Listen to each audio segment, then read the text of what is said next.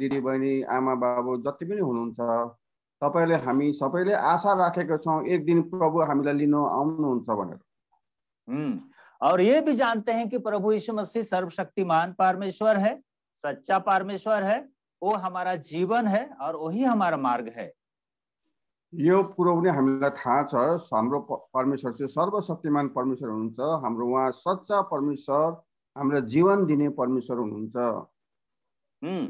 पर आज का युग में, आज का बुरे समय में, डिजिटल युग में, आज का परिस्थिति के अनुसार हम कौन सा मार्ग में चल रहे हैं और हमारा जीवन कैसा है, हमारा दर्शन कैसा है, हम प्रभु में हो करके प्रभु का मार्ग में हम चल रहे हैं कि नहीं, इस विषय में चर्चा करें।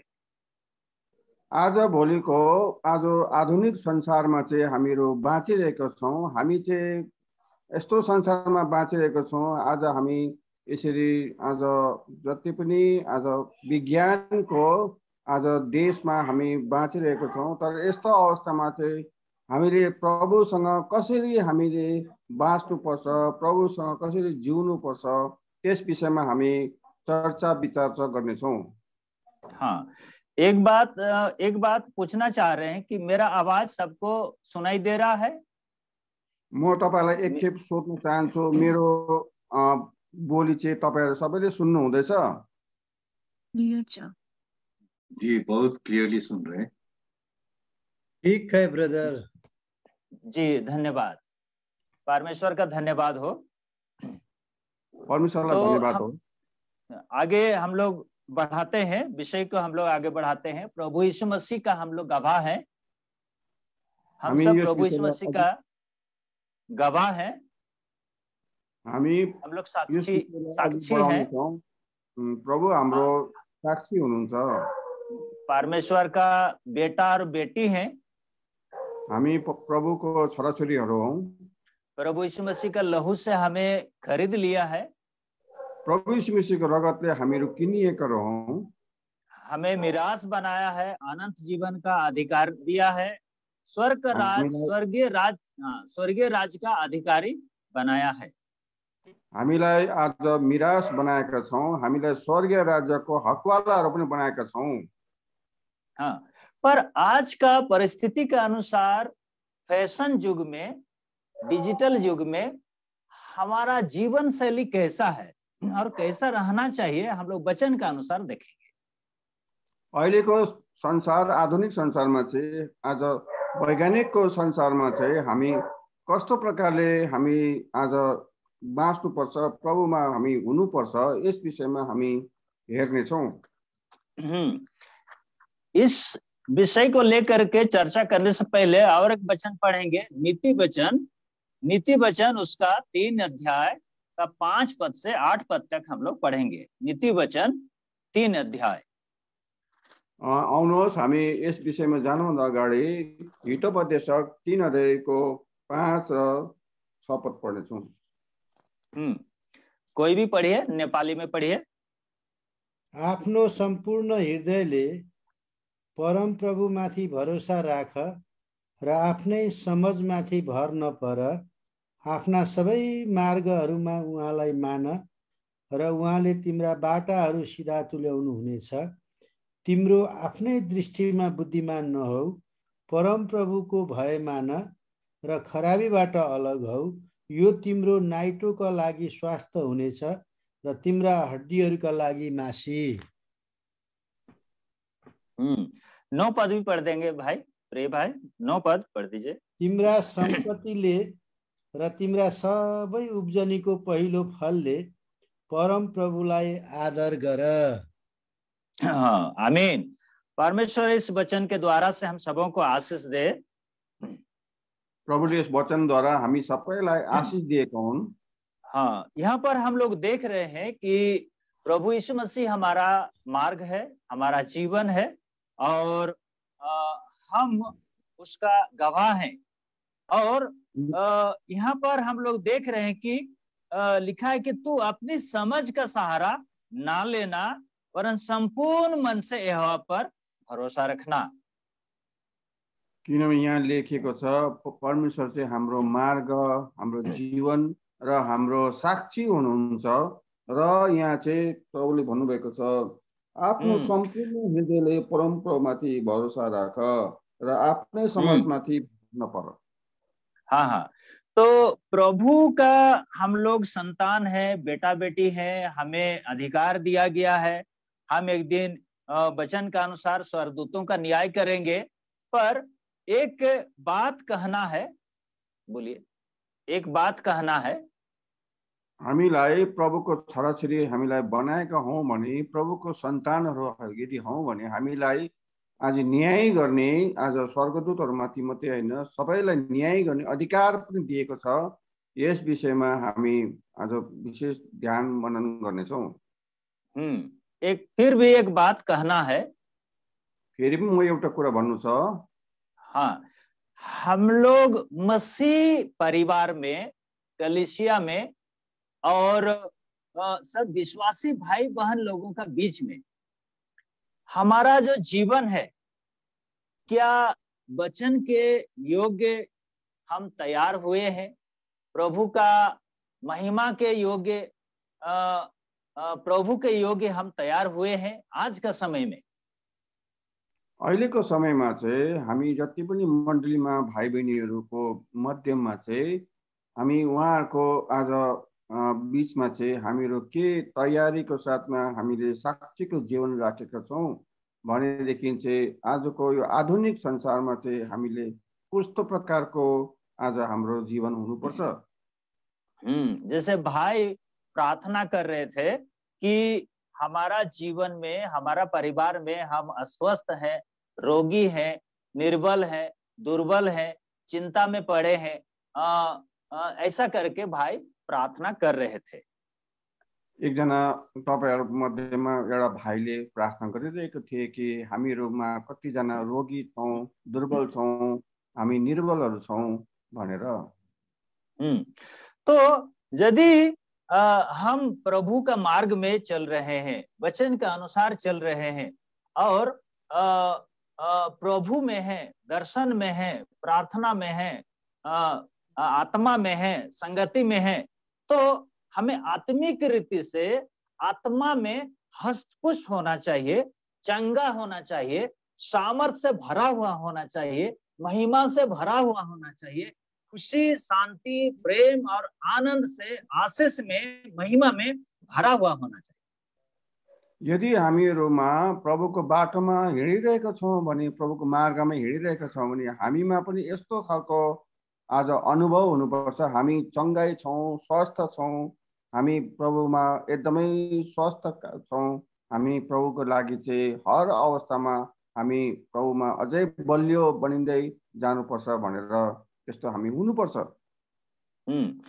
आज यदि हम दुर्बल हैं, हम सबों का जीवन में ऐसा परिस्थिति आ गया है कि हमारे जीवन में कुछ ना कुछ परेशानियां हैं, रोग है, बीमार है, चिंता है, हर घर में, हर परिवार में अभाव है और ये समस्या है, परीक्षा में है, विपत्ति में है, चिंता में है।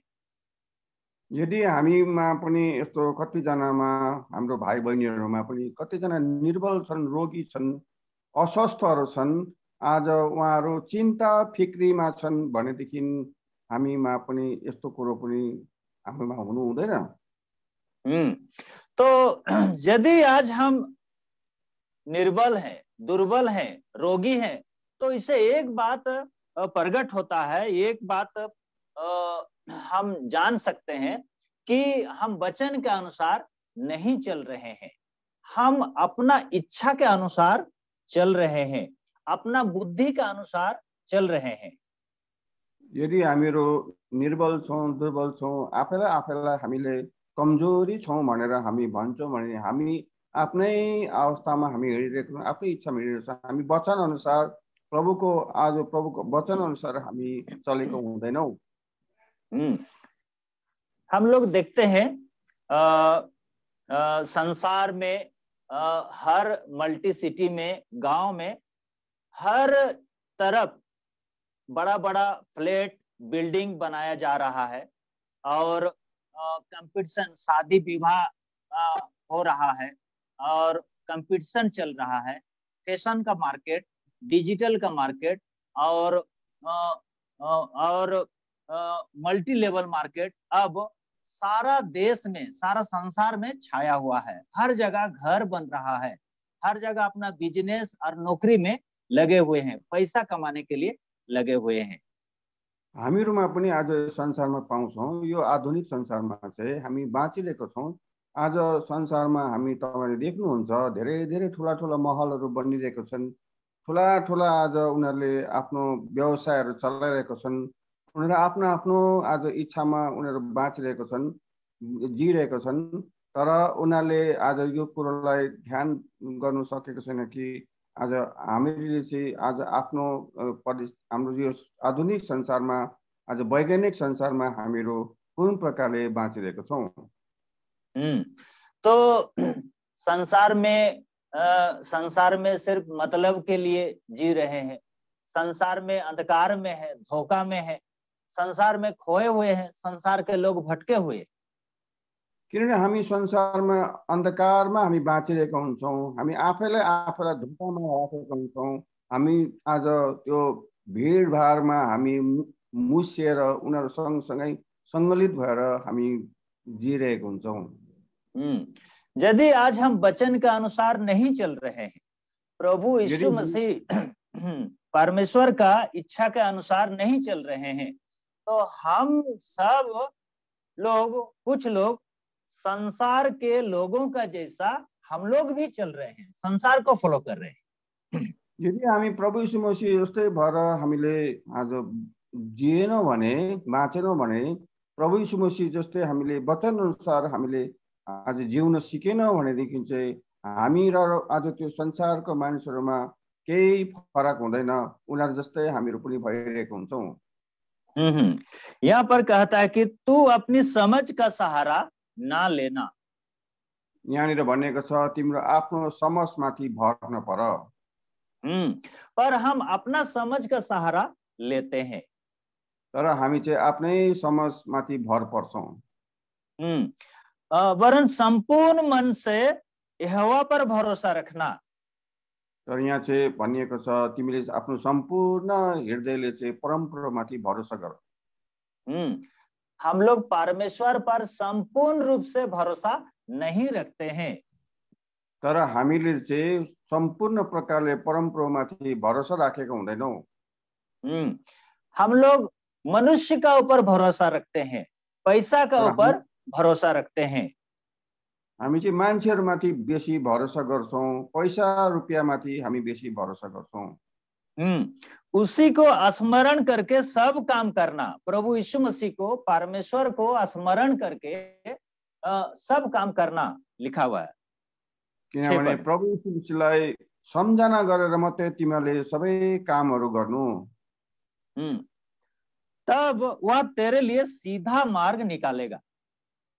र उहाँले तिम्रो लागि सीधा बाटो देखाउनु हुनेछ। आज हम देखते हैं हमारा परिवार में भिन्न भिन्न प्रकार का समस्या आया है, चिंता आया है। हमारा मंडली में एकता नहीं है, हमारा मंडली में प्रेम नहीं है, है ना। और एक दूसरे को दोष लगाते हैं, एक दूसरे का निंदा करते हैं, ईर्ष्या, जलन, फूट है। मंडली अलग अलग ब्रांच हो गया है वर्तमान में कलिसियम। हाम्रो परिवारमा पनि अनेकता पसिसकेको छ, हामीमा पनि अमेल छाइसकेको छ।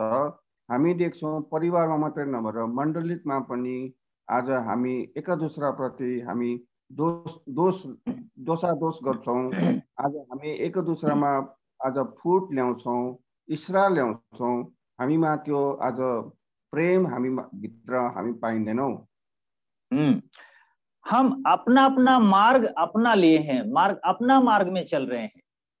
हामी आफ्नै आफ्नो बाटो छान्दै आफ्नै बाटोतिर लागिरहेका छौँ।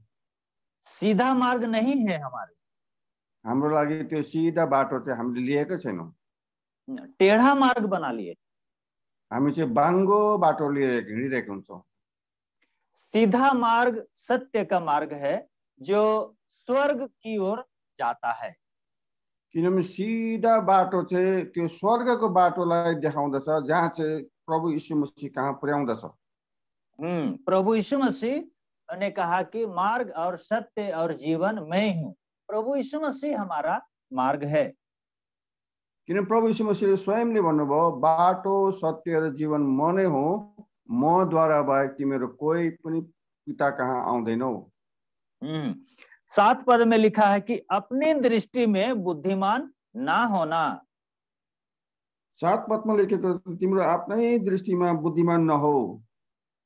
यहोवा का भय मानना, परम प्रभुको भय मान और बुराई से अलग रहना, र खराबीबाट अलग हो। पर हम लोग देखते हैं कि अपने आप को बुद्धिमान समझते हैं। तर हामी हेर्छौं, हामी आफैलाई समझदारी ठान्छौं। हम लोग जानते हैं, हम लोग बहुत अच्छा प्रार्थना करते हैं, बहुत अच्छा वचन का ज्ञान है, बहुत अच्छा वचन बोलते हैं, और हमारा बहुत परिवार में बड़ा सा मंडली है, और इस तरह से बहुत अपना बड़ाई करते हैं और अपना अपना एक प्रकार का घमंड करते हैं कि हमारे पास इतना सारा धन दौलत है, पैसा है। अपना घमंड करते हैं, अपना बुद्धि लगाते हैं उसमें। हामी हाम्रै भित्र हामी आफैलाई आज बुद्धिमान सम्झाउँछौं, ठान्छौं। हामी त म जस्तो आज बाइबल पढ्ने, वचन ल्याउने, म मण्डलीमा सबैभन्दा म आज उहाँहरू भन्दा पनि म एक प्रकारको छु। म जस्तो धनवान पनि कोही छैन। म पैसामा आज आफ्नै योग्यतामा भर परेर घमण्डको साथमा उसले आफैलाई ठानिरहेको छ। तो यहोवा का भय नहीं है, किनभने परम प्रभुको डर छैन। बुराई आ गया है मंडली में, विश्वासी भाई बहनों के जीवन में बुराई भरा हुआ है, बुराई आ गया है। विश्वासीहरूको भित्रमा पनि आज खराबपना पसिसकेको छ। एक दूसराप्रति खराबै मात्र हुँदछ। अधर्म के बढ़ने से बहुतों का प्रेम ठंडा पड़ जाएगा, लिखा है। अधर्म आ गया है मंडली में, आत्मिक जीवन में। बाइबलमा लेखिएको छ अधर्म बढेका हुनेर धेरैको प्रेम सेलाएर जानेछ। यसले गर्दा मण्डली भित्र पनि अधर्म बेसी बढिसकेको छ।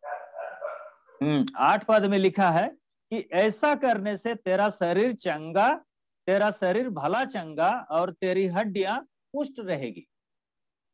यस्तो प्रकारले गर्यो भने चाहिँ यहाँ लेखिएको छ 8 पदमा, यो तिम्रो नाइटोको लागि स्वस्थ हुनेछ र तिम्रा हड्डीहरूको लागि मासी। तो अब हमारा शरीर में बहुत सारे रोग और बीमार है, दुर्बल है। हामीहरूमा पनि धेरैजना दुर्बल निर्बल कमजोरीहरू छौं। शरीर में तो बीमारी है, बहुत सारे परेशानियां और बहुत सारे कमजोरी है शरीर में। शरीरमा चाहिँ धेरैजना अस्वस्थ छन्, बिमारी छन्, तर यस्तो शरीरमा चाहिँ हामी पाइन्दछ। पर आत्मिक दृष्टि में भी हम बीमार अवस्था में पाए जाते हैं, आत्मिक जीवन में। जी, हाम्रो आत्मिकी जीवनमा पनि यस्तो खालको धेरै अस्वस्थ, बिमार, रोग हामी पाइन्दछ। आत्मिक जीवन में भी बहुत कमजोर है, आत्मिक जीवन में बहुत दुर्बल है, निर्बल है और बीमार परिस्थिति में हम सबों का जीवन पाया जाता है। हाम्रो आज सबैको जीवनमा आत्मिकी प्रकारले हाम्रो जीवन पनि अस्वस्थ, बिमार, रोग, कमजोरी हामी आत्मिकी जीवनमा हामी पाइन्दछौँ। किस लिए ऐसा होता है? किस लिए ऐसा हो रहा है? केले चाहिँ यस्तो हुँदछ? हम वचन के अनुसार नहीं चलते, किनभने हामी वचन अनुसार हिँडेका हुँदैनौँ। प्रभु यीशु मसीह पर विश्वास करते, हामी आफैले आफैमाथि भरोसा गर्छौँ, विश्वास गर्छौँ। प्रभु यीशु मसीह आएगा, हमें एक दिन ले जाएगा, हमारा एक दिन आशा है। प्रभु यीशु मसीह आउनुहुन्छ, एक दिन हामीलाई लिन आउनुहुन्छ, हामी जान्छौँ भन्छ। परंतु प्रभु यीशु मसीह जैसा प्रेम किया, प्रभु यीशु मसीह जो आज्ञा दिया है, क्या हम वो आज्ञा को मानते हैं? प्रभु यीशु मसीह का जैसा परमेश्वर के जैसा प्रेम करते हैं? जस्तो प्रभु यीशु मसीहले प्रेम गर्नुभयो, प्रभुले जो आज्ञा गर्नुभयो त्यस्तो आज्ञा के हामीले मानिरहेका छौँ, पालन गरिरहेका छौँ? एक क्वेश्चन है, एक प्रश्न है अपने आप के लिए, अपना परिवार के लिए, कलीसिया के लिए, भविष्य के लिए, नेक्स्ट जनरेशन के लिए, आने वाला पीढ़ी के लिए एक क्वेश्चन है।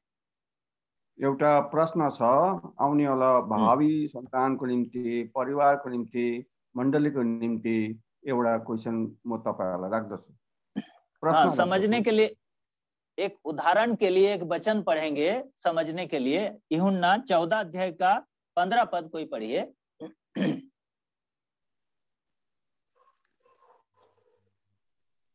तिमीहरूले मलाई प्रेम गर्छौ भने मेरा आज्ञाहरू पालन गर। हाँ, यदि तुम मुझसे प्रेम रखते हो तो मेरी आज्ञाओं को मानोगे। तिमीले मलाई प्रेम गर्छौ भने मेरा आज्ञाहरू पालन गर। और यूहन्ना 15 अध्याय का 12 पद पढ़िए। जसरी मैले तिमीलाई प्रेम गरेको छु त्यसरी नै तिमीहरूले पनि एक अर्कालाई प्रेम गर, यो मेरो आज्ञा हो। यहाँ पर लिखा है कि मेरी आज्ञा यह है कि जैसा मैंने तुमसे प्रेम रखा वैसा ही तुम भी एक दूसरे से प्रेम रखो। आमा उयो यहाँ छ मलम।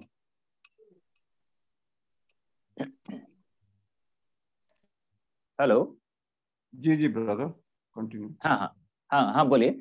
हाँ, मेरी आज्ञा यह है कि जैसा मैंने तुमसे प्रेम रखा वैसा ही तुम भी एक दूसरे से प्रेम रखो। त्यसरी नै जसरी मैले तिमीलाई प्रेम गरेको छु त्यसरी नै तिमीहरूले एक अर्कालाई प्रेम गर, यो मेरो आज्ञा हो। हाँ हाँ, तो यहाँ परमेश्वर साफ साफ शब्दों में इस वचन के द्वारा हम सब से कह रहा है, आपसे, मुझसे, सबों से कह रहा है कि जैसा मैंने तुमसे प्रेम रखा वैसा ही तुम भी एक दूसरे से प्रेम रखो। प्रभु यीशु मसीहले चाहिँ हामी सबैजनालाई चाहिँ एक एकलाई उहाँले भनिरहनु भएको छ कि जसरी मैले तिमीलाई प्रेम गरे त्यसरी नै तिमीले पनि एक दूसराप्रति प्रेम गर। हाँ, और हम लोग जानते हैं कि सबसे बड़ा प्रेम है पहला कुरिन्थी 13 अध्याय का 13 पद के अनुसार, पर विश्वास, आशा और प्रेम तीनों स्थायी हैं, परंतु सबसे बड़ा प्रेम है।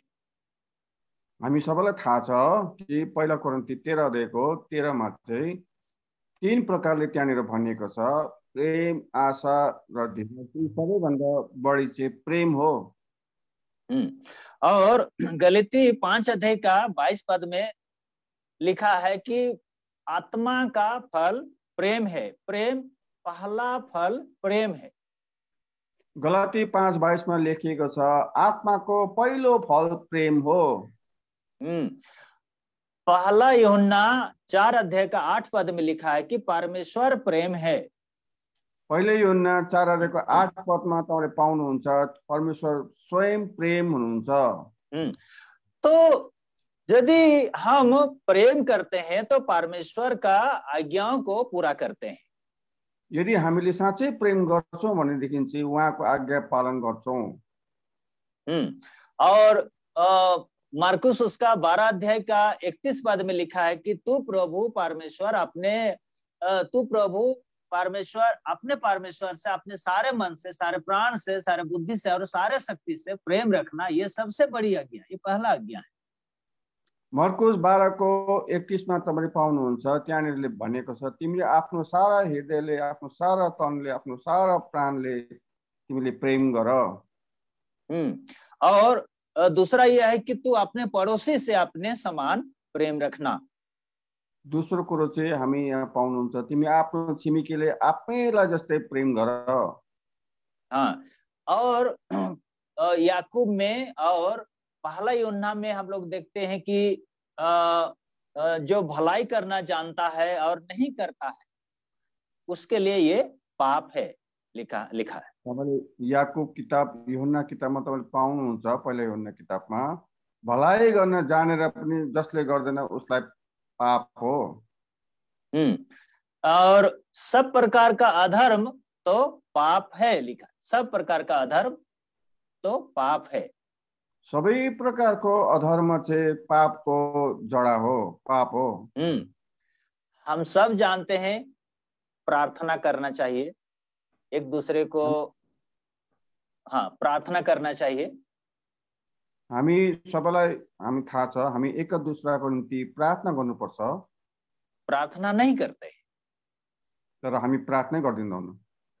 वचन प्रचार करना चाहिए, हम लोग जानते हैं वचन का प्रचार नहीं करते। हामी वचन प्रचार गर्नुपर्छ, तर हामी आफूले प्रचार गरिरहेको हुँदैनौँ। भलाई करना चाहिए, जानते हैं भलाई करना चाहिए, पर भलाई नहीं करते हैं। भलाइ गर्न जानेर पनि भलाइ गर्नु हामी गर्दैनौँ। तो ये क्या कर रहे हैं कि हम लोग संसार के लोगों का जैसा अपना मतलब के लिए जी रहे हैं। हम भी आप बड़े बड़े बिल्डिंग घर बनाने में लगे हुए हैं।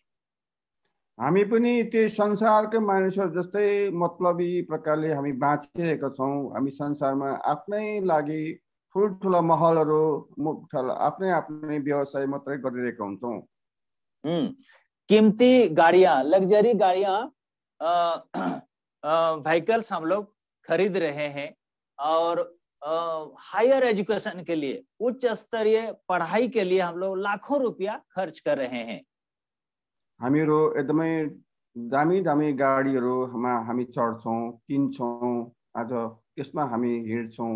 हामीले आफ्नो लागि आफ्नो मतलबको लागि मजासँग गरिरहेका हुन्छौँ। यसरी नै हामीले पढाइमा पनि आज हामी उच्च उच्च प्रकारको हामीले आज विचार राखेर हामी आफ्नै हिँडिरहेका हुन्छौँ।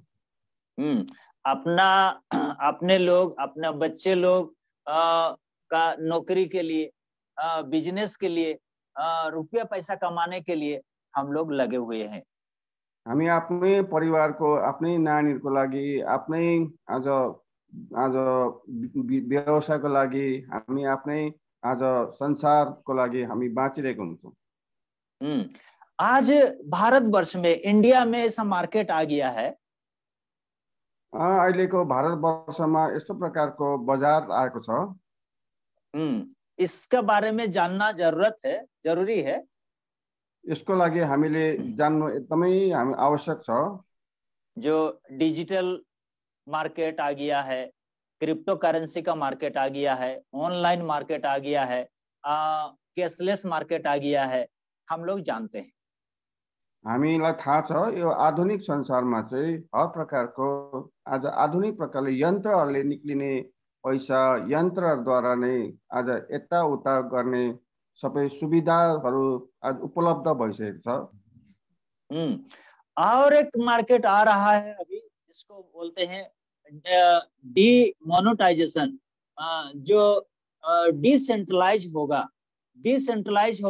डीमोनेटाइजेशन का तैयारी में अब लगा हुआ है हमारे देश में, सारे पूरा ऑल ओवर वर्ल्ड में इसमें लगा हुआ है डिसेंट्रलाइज के लिए।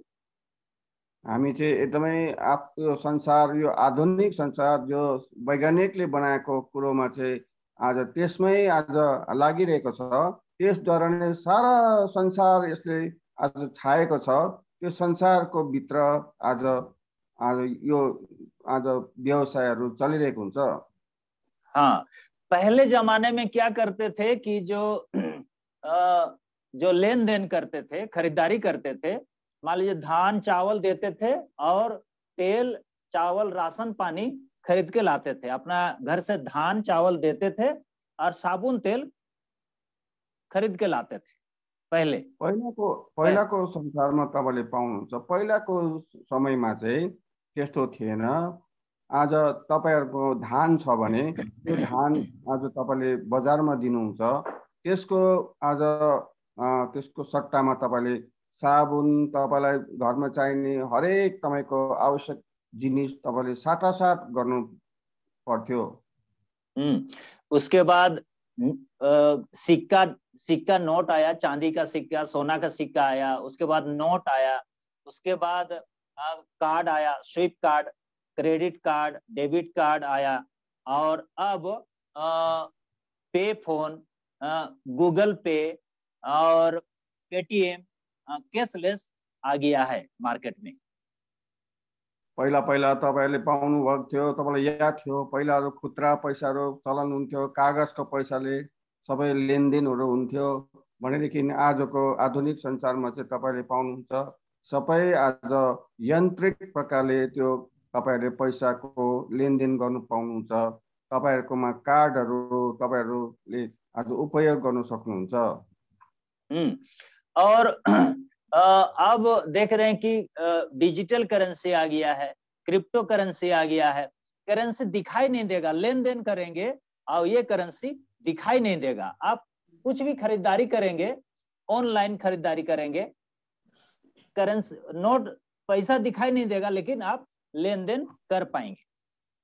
आज तपाईले पाउनुहुन्छ, तपाईको पैसाहरु तपाईले देख्न पाउनुहुन्न, तर यान्त्रिक प्रकारले सबै त्यसको लेनदेन तपाईले बजारहरु लेनदेन गर्नुहुन्छ, केही पनि खरिद गर्नुहुन्छ, किन्नुहुन्छ, त्यो सबै तपाईले यन्त्रिक प्रकारले नै यसको आज आवत जावत हुन्छ। तपाईलाई थाहै हुँदैन तपाईको पैसा कति बेला काटियो, कति बेला तपाईको त्यसमा पस्यो भनेर।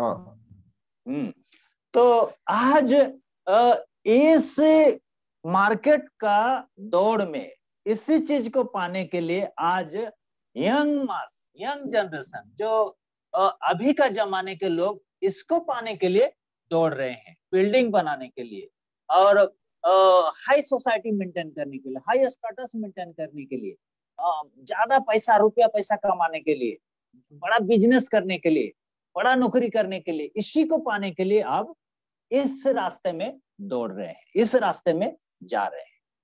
अहिलेको नानीहरु, अहिलेको तपाईले जवानहरुलाई तपाईले पाउनुहुन्छ, आज यस्तै प्रकारको उहाँहरूले मन पराउँछन्, आज यसैको आज उहाँहरू पछि लागिरहेको हुन्छ। आज सबै कुरो आज यान्त्रिक प्रकारले लेनदेन गर्ने, यान्त्रिक प्रकारले खातामा पैसा पस्ने, खाताबाट पैसा निकाल्ने, आज सबै यस्तै मन पराएर उनीहरू यसैको पछाडि कुदिरहेको हुन्छन्, दौडिरहेको हुन्छन्। और डिसेंट्रलाइज का मतलब है, पहले हम लोग बाहर नौकरी करने जाते थे, बाहर बिजनेस करने जाते थे, कुछ भी खरीदारी करने के लिए बाहर मार्केट में जाते थे, पर अब ऐसा समय आ गया है कि घर से आप घर में बैठ करके नौकरी कर सकते हैं, घर में बैठ के बिजनेस कर सकते हैं, घर में कंप्यूटर के जरिए, लैपटॉप के जरिए, सिस्टम के जरिए आप सारा चीज घर में बैठ के कर सकते हैं, घर में पढ़ाई कर सकते हैं, घर में मार्केट कर सकते हैं, घर में सब कुछ घर में रह करके कर सकते हैं। पहिलाको आज तपाईले पाउनुहुन्थ्यो, पहिला चाहिँ पहिलाको उहाँहरू कुनै पनि आज किन्नु, तपाईले कुनै कुनै कुरा बेच्नुको निम्ति चाहिँ बजार जानु पर्थ्यो, बजारमा गएर किनेर र या बेचेर लेनदेन गर्नु पर्थ्यो भनेदेखि चाहिँ आजको आधुनिक संसारमा चाहिँ सबै कुरो घर बसी बसी नै सबै कुरो तपाईले आज पाउन सक्नुहुन्छ। सबै कुरो आज संसारमा आज भएको हरेक तपाईले नसोचेकोहरू आज घर बसेर नै तपाईहरु आफ्नो नोकरी गर्न सक्नुहुन्छ, आफ्नो पैसाहरु तपाईले लेनदेन गर्न सक्नुहुन्छ, तपाईले जस्तो चाहे त्यस्तै आज भइसकेको छ। तो लेकिन प्रभु यीशु मसीह हमें किस लिए चुना है? प्रभु यीशु मसीह हमें जो खरीदा है, हमें गवाह बनाया है, हमें मोल लिया है, अपना बेटा बेटी बनाया है, मित्र कहा, किस लिए हमें किस लिए चुना है? प्रभुले चाहिँ हामीलाई के कारणले चुन्नु भयो, किन चाहिँ हामीलाई संसारबाट छान्नु भयो, किन भनेदेखि चाहिँ प्रभुले हामीलाई उहाँले खुद आज संसारबाट चाहिँ उहाँले किन्नु भएको द्वारा चाहिँ हामीलाई चाहिँ किन चाहिँ प्रभुले हामीलाई यस आधुनिक संसारमा किनेर राख्नु भएको छ। हाँ, प्रभु यीशु मसीह का वचन में लिखा है, इफिसियों उसका 5 अध्याय का 26 पद में लिखा है, पढ़ दीजिए कोई नेपाली में, 26 और 27। इफिशियंस चैप्टर 5 एंड वर्स 26 27, 5 अध्याय का 26 और 27 पद। त्यसलाई वचनद्वारा जलको स्नानले शुद्ध गरी पवित्र पार्नलाई र महिमित मण्डलीको रूपमा त्यसलाई आफ्नो सामु उपस्थित गराउनलाई, जसमा दाग वा चाउरी वा यस्तै अरू कुनै कुरा हुँदैनन्, तर त्यो पवित्र र निष्कलङ्क हुन्छ। यहाँ पर लिखा है कि उसको वचन के द्वारा जल के स्नान से शुद्ध करके पवित्र बनाए और उसे एक ऐसी तेजस्वी कलीसिया बनाकर अपने पास खड़ी करे जिसमें ना कलंक, ना झुर्री, ना कोई और ऐसी वस्तु हो, वरन पवित्र और निर्दोष हो। त्यसलाई वचनद्वारा जलको स्नानले शुद्ध गरी पवित्र पार्नलाई र महिमित मण्डलीको रूपमा त्यसलाई आफ्नो सामु उपस्थित गराउनलाई, जसमा दाग वा चाउरी वा यस्तै कुनै कुरा हुँदैनन्, तर त्यो पवित्र र निष्कलङ्क हुन्छ। तो एक सोचने का समय है, एक विचार करने का समय है, एक चिंता करने की बात है हमारे मंडली के लिए, हमारा कलीसिया के लिए, हमारा आत्मिक जीवन के लिए एक चिंता करने का विषय है। यो चाहिँ अहिले हाम्रो सोच्ने समय छ, हामीले आज फिक्री चिन्ता गर्ने समय छ। हाम्रो मण्डली भित्र, हाम्रो कलेसिया भित्रमा पनि यो आज एकदमै आज सोच्ने सम्झिने विषय छ। तो क्या आज हमारा मंडली पवित्र है, निर्दोष है, निष्कलंक है? हमारा जीवन, क्या हम पवित्रता का जीवन जी रहे हैं? जैसा प्रेम करना चाहिए हम प्रेम कर रहे हैं, एक दूसरे को मदद कर रहे हैं, क्या हम करते हैं? क्या हामी के हाम्रो मण्डली भित्र यस्तो खालको पवित्र जीवन, निष्कलङ्क जीवन या कुनै यस्तो पाइन्दछ? किनभने हाम्रो भित्रमा पनि परमेश्वरको आज पवित्र जीवन आज भएको, आज प्रभुले हाम्रो भित्रमा भएको चाहना गर्नुहुन्छ। तो यदि ऐसा नहीं है, हम लोग जानते हैं कि हम लोग कोई सिद्ध नहीं हुआ है, हम लोग निर्बल दुर्बल हैं, हम लोग पवित्र नहीं हैं, पर कैसे पवित्र हो सकते हैं? कैसे हम लोग निष्कलंक, हमारा मंडली, हमारा परिवार, हमारा कलीसिया कैसा निर्दोष बनेगा, कैसा पवित्र बनेगा, कैसा प्रभु के योग्य बनेगा? इस दुल्हन को कैसा हम तैयारी करेंगे? आने वाला पीढ़ी में कैसे हम लोग जागरूकता को लाएंगे? एक चिंता का विषय है। यो एउटा चिन्ताको विषय छ कि हामी निर्बल छौँ, दुर्बल छौँ। हुन त हामीहरू सिद्धहरू छैनौँ, तर भए पनि हामी एकदमै हामीमा चाहिँ त्यो आज यस्तो निर्बल दुर्बल आज चिन्ता भन्ने कुरो हामी भित्र पाइन्दछ। तर हामीमा चाहिँ यो विषयमा एकदमै चिन्ता फिक्री गर्ने समय छ। हमारे कलीसिया में एकता लाने के लिए, हमारे कलीसिया में प्रेम को बढ़ाने के लिए और जागृति को लाने के लिए हमें वचन के अनुसार चलना होगा और एक दूसरे को बढ़कर, एक दूसरे से बढ़कर प्रेम करना होगा, एक दूसरे को अच्छा समझना होगा, जैसे प्रेरितों का समय में करते थे। जो विश्वासी मंडली एक मन और एक चित्त का था, कोई भी अपना संपत्ति को, अपना वस्तु को अपना नहीं कहता था और सब साझे में था।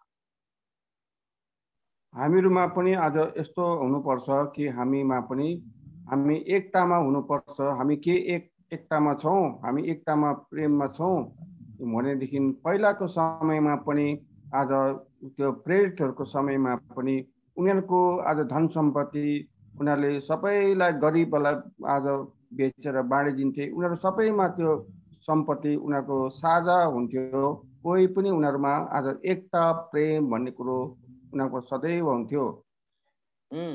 और जिसको जो आवश्यकता होता था बांट दिया करते थे, जो उद्धार पाते थे उन लोगों से मिलते थे, घर घर रोटी खाया करते थे, मन का आनंद और सिधाई से आनंदित होकर के खुशी मानते थे और प्रभु का सेवा करते थे।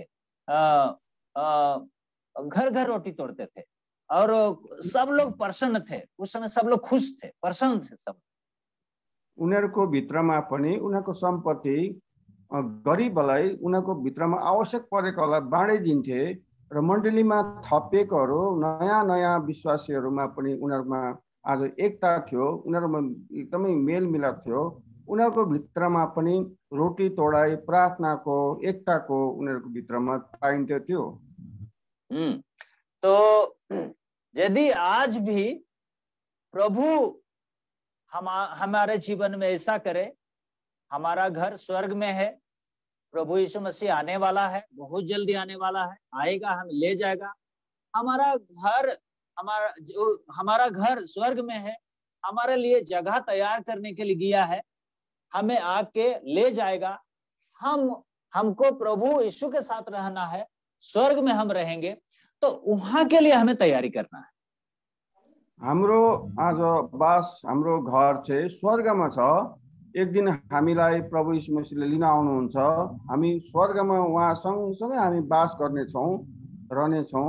के हामी यस जग्गामा जानको लागि हामी के आफैलाई तयारी पाउँछौँ? तो ये जो घर द्वार, गाड़ी घोड़ा, रुपया पैसा, बिजनेस, नौकरी सब यहीं पर रह जाएगा, यहाँ पर एक दिन छोड़ के जाना होगा।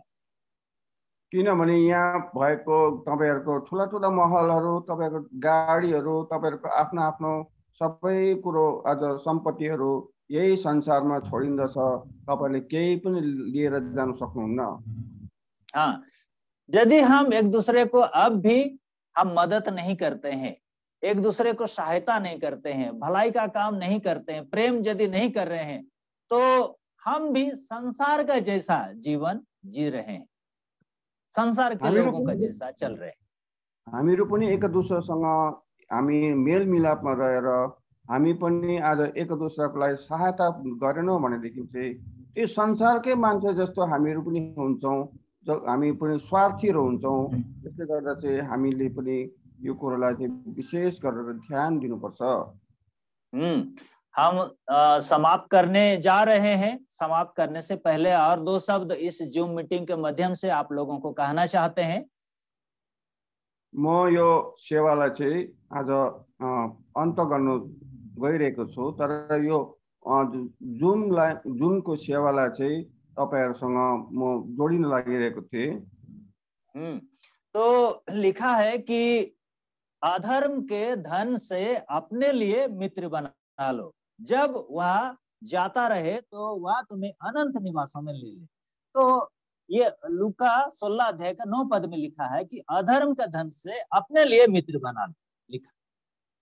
तपाईले लूका 16 अध्यायको 9 पदमा पाउनुहुन्छ, तपाईको अधर्मको धनले चाहिँ तपाईले मित्रहरू बनाउनुहोस्, ताकि तपाईको त्यो स्वर्गमा चाहिँ तपाईले त्यो कुरा प्राप्त गर्नुहुन्छ। प्रभु यीशु मसीह का वचन में कहा कि यदि तुम मेरी आज्ञाओं को मानोगे तो तुम मेरे मित्र हो। किनभने प्रभु यीशु मसीहको आज्ञा छ, यदि तिमीले मेरो आज्ञा पालन गर्यौ भने तिमी साँच्चै मेरो मित्र कहलाने छौ। प्रभु यीशु मसीह हमें अपना लहू से खरीद लिया और हमें मित्र बनाया, हमें संगी वारिस बनाया। किनभने प्रभु यीशु मसीहले हामी स्वयं उहाँले हामीलाई किन्नु भएकोले गर्दा, उहाँको रगतले किन्नु भएको कारण उहाँले हामीलाई मित्र भन्नुभएको छ। म तिमीलाई मित्र भनिकन बोलाउँदछु। नीति वचन 17 अध्याय का 17 पद में लिखता है कि मित्र हर समय प्रेम करता है, मित्र हर समय प्रेम करता है, अब विपत्ति का दिन भाई बन जाता है। उपदेश किताब 17 मा तपाईले पाउनुहुन्छ, तपाईले मित्र चाहिँ सबैसँग मिल्दछ, मित्र चाहिँ दाजुभाइ बराबर हुँदछ। नीति वचन 14 अध्याय का 25 पद में लिखता है कि सच्चा साक्षी बहुतों का प्राण बचाता है। हितोपदेश 14 को 27 में पाउनुहुन्छ, असल मित्रले आज उसको साथीको प्राणलाई पनि बचाउँदछ। हम आज प्रभु यीशु मसीह का गवाह है, सच्चा साक्षी है। किनभने आज हामीहरू चाहिँ प्रभु यीशु मसीहको एकदमै असल साक्षी रहौं। हमें प्रभु यीशु मसीह ने अनंत जीवन दिया है। किनभने प्रभु यीशु मसीहले हामीलाई अनन्तको जीवन दिनुभएको छ।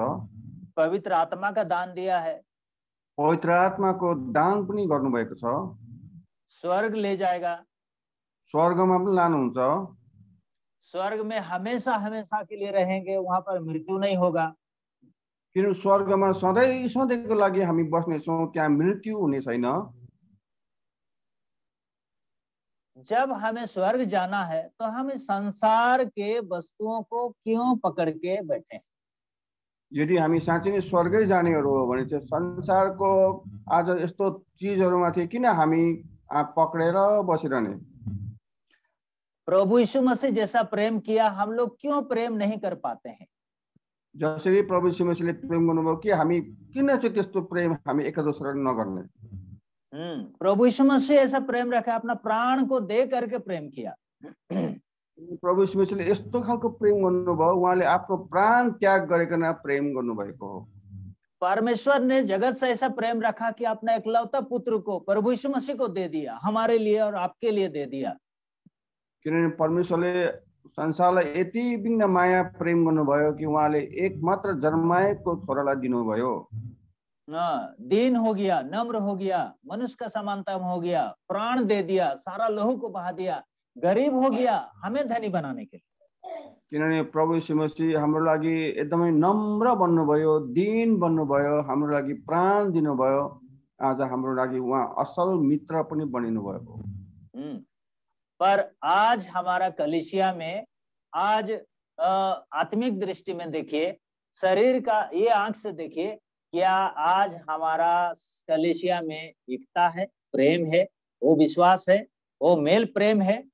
क्या आज पवित्र है हमारा मंडली? क्या आज हम सब तैयार हैं?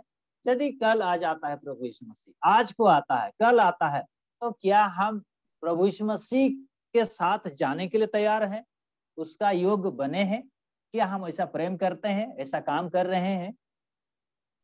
के हाम्रो मण्डली भित्र यस्तो खालको प्रेम हामी आफैले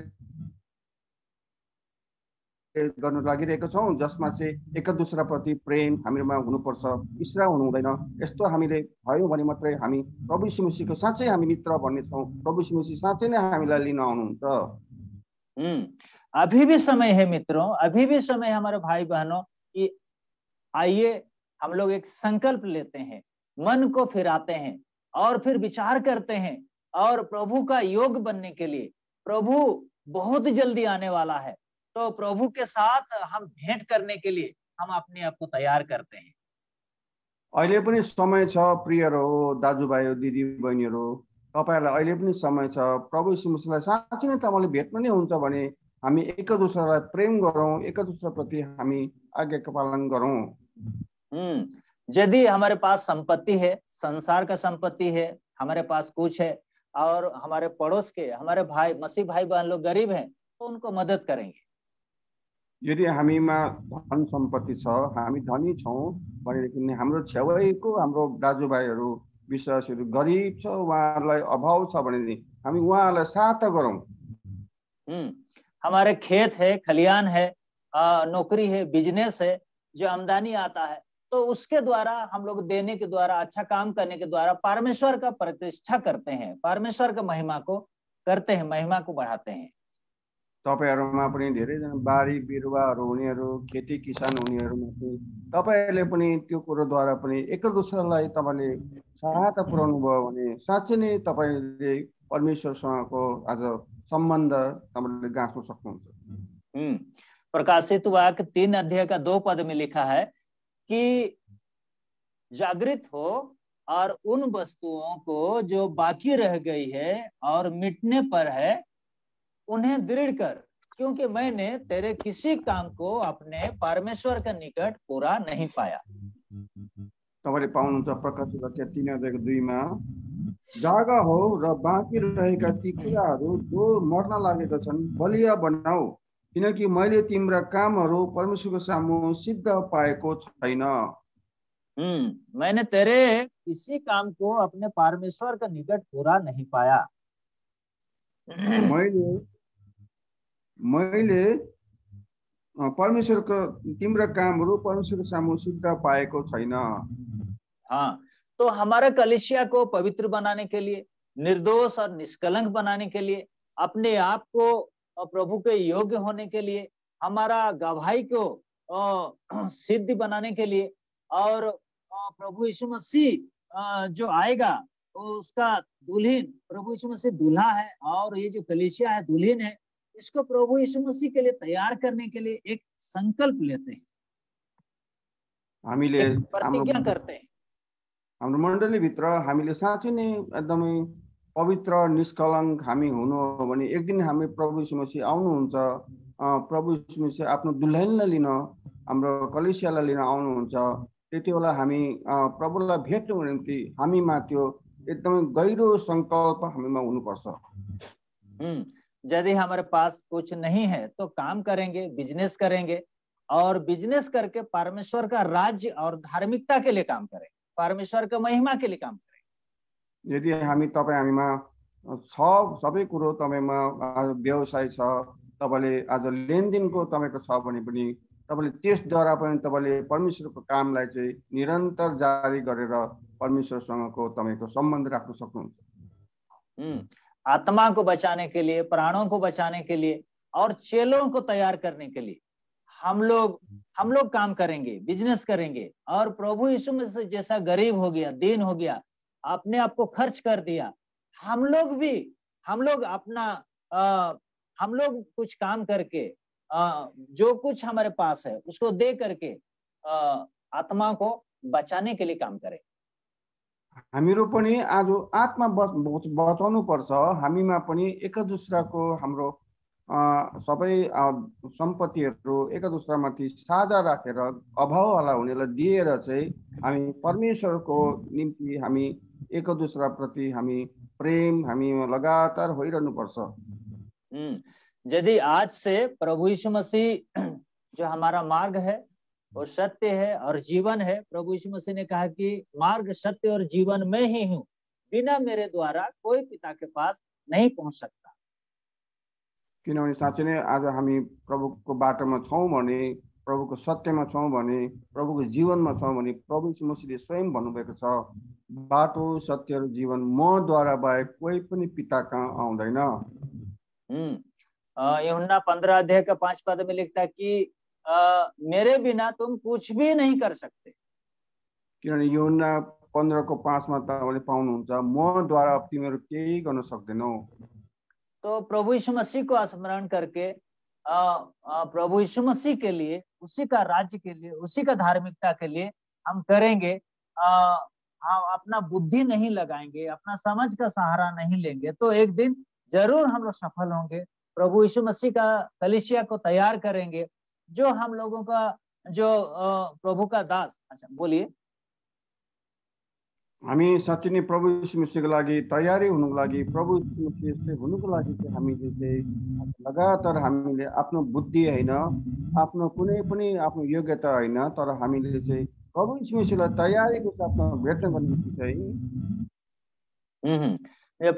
प्रभु का दास ब्रदर भक्त सिंह का दर्शन के अनुसार हम हमारे कलीसिया को, हमारे मंडली को प्रभु का योग हम लोग तैयार कर सकेंगे। एक पवित्र, निर्दोष और निष्कलंक मंडली, एक निष्कलंक पवित्र कलीसिया को हम लोग तैयार कर सकेंगे। हामी आज भाइजी भक्त सिंह जस्तै उहाँको जस्तो दर्शन थियो, त्यस्तै प्रकारले हामीमा पनि एक दुसरामा हामी दर्शन प्रकाशमा रहेर हामी साँच्चै नै हाम्रो मण्डलीलाई चाहिँ प्रभुसँग भेट्नको निम्ति हामी तयारीमा गर्न सकिन्छ। और हम लोग एक दूसरे को क्षमा करेंगे और एक दूसरे को दया करेंगे और एक दूसरे के लिए प्रार्थना करेंगे, प्रेम करेंगे, तो जरूर एक दिन प्रभु यीशु मसीह का कलीसिया मंडली में जागृति आएगा और हम लोग सब तैयार होंगे उसके लिए, प्रभु के योग बनेंगे।